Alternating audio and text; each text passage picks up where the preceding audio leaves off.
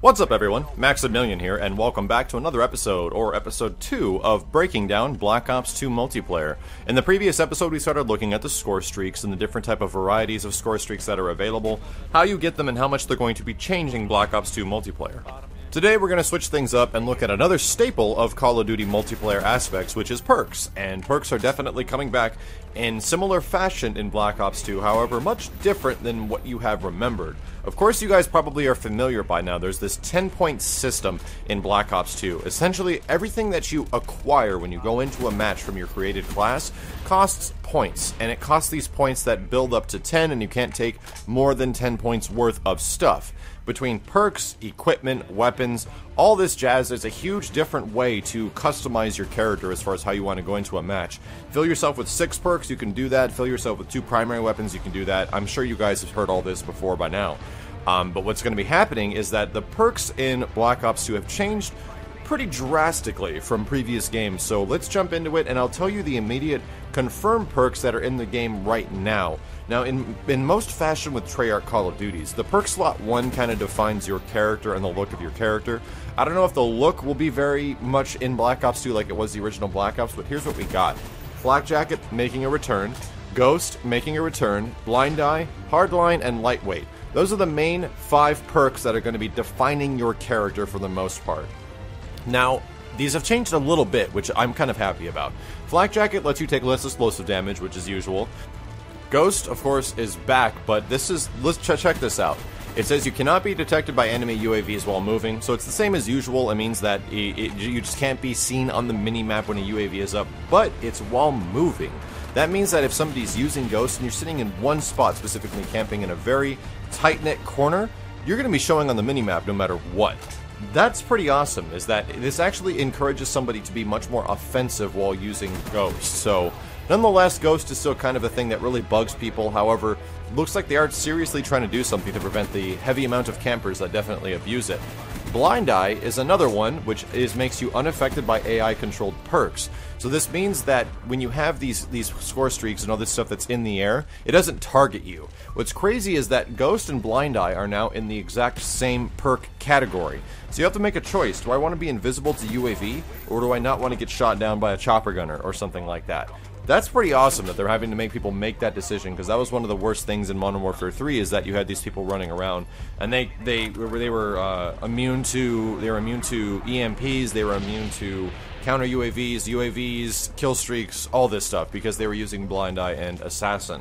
Hardline is, as we know, it just gives you more bonus score points. So because in this game it's score points like we were mentioning before, when you do all these little actions that give you points, it'll just give you more, it essentially means. Lightweight allows you to move faster and you take no damage from falling. So that's pretty cool. They haven't seen the pro versions of these, if there actually is going to be pro versions. I'd imagine there would be. But interesting set of options we have for the first 5, which is essentially how your character is defined. Moving on, we have the perk 2 slot, which is kind of similar to the perk 1 slot in Modern Warfare 3. We have Hardwired, which allows you, or makes you immune to counter UAV and enemy EMPs. So they've actually separated Assassin into 2 different spots, which is between Ghost and Hardwired. So now if you want to be invisible to EMPs and counter UAVs and just see through all that stuff, you actually have to use Hardwired on perk 2. Scavenger lets you replenish ammo and grenades from fallen enemies, as we know. Cold-Blooded gives you a resistance to targeting systems and other things like sensor grenades and player-controlled aircraft. And here's where I get a little bit confused between this one and Blind Eye from the previous perk slot. I'm not too sure which one of these will exactly mean that you can't be seen by, kill streaks in the sky trying to kill you. So I'm a little bit confused. I definitely hope it's Blind Eye. That'll make you the choice between choosing between Ghost and Blind Eye. But we'll have to see when the game comes out. Toughness is flinching less when shot. Interesting that they actually made this a perk once again. And Fast Hands allows you to swap grenades faster, use grenades and equipment faster, and safely throw back frag grenades. There's no sleight of hand in here at all, so pretty curious. Moving on to perk 3 slot, we got Engineer, which allows you to show enemy equipment in the world, delay explosives, and re-roll booby-trapped care packages. This is Hacker from previous Treyarch games. Dead Silence allows you to move silently. Extreme Conditioning is sprinting for a longer duration, so who knows if the pro version will actually let you sprint infinitely.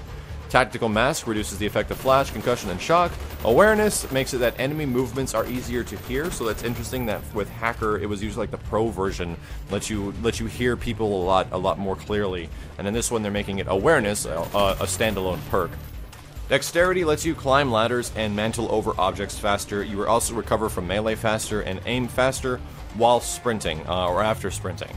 So, a lot of stuff in this game, it seems they're trying to cater towards changing things and the way you have to use your kill streaks. It's funny how they actually separated like Assassin into a couple of different, or almost 3 different perks. So it makes it, they're really going for the fact that they don't want people to camp extremely hard. They're trying to make Black Ops 2 an offensive game and to force you into being offensive, because you're not going to get that much point streaks, and if you're all over the map taking out equipment, shooting stuff out of the sky, going for objectives, you're going to build up your score streak really fast, and you're going to get a lot of stuff going for your team much quicker than in previous Call of Duties. So some pretty awesome stuff as far as perks goes, and in combination with the stuff that's happening with the 10-point system and how many perks you're actually going to be able to get, it seems that it's going to have a significant impact on this game. But let me know what you guys think in the comments if you think this perk system is actually doing a lot better for the Call of Duty system than previous Call of Duties. I'm fairly excited about it, but it seems like there's some room for it to be completely broken. And at some point, we're going to have to get this stuff into our hands and figure out what the hell is actually going on. But thank you all very much for watching. Stay tuned, because in the next episode we'll be looking at some more of the weapon breakdowns, the type of weapons in the game, and maybe some of the game modes that are going to be in Black Ops 2, and hopefully some that will be making a return from previous Treyarch games. My name is Maximilian, signing out.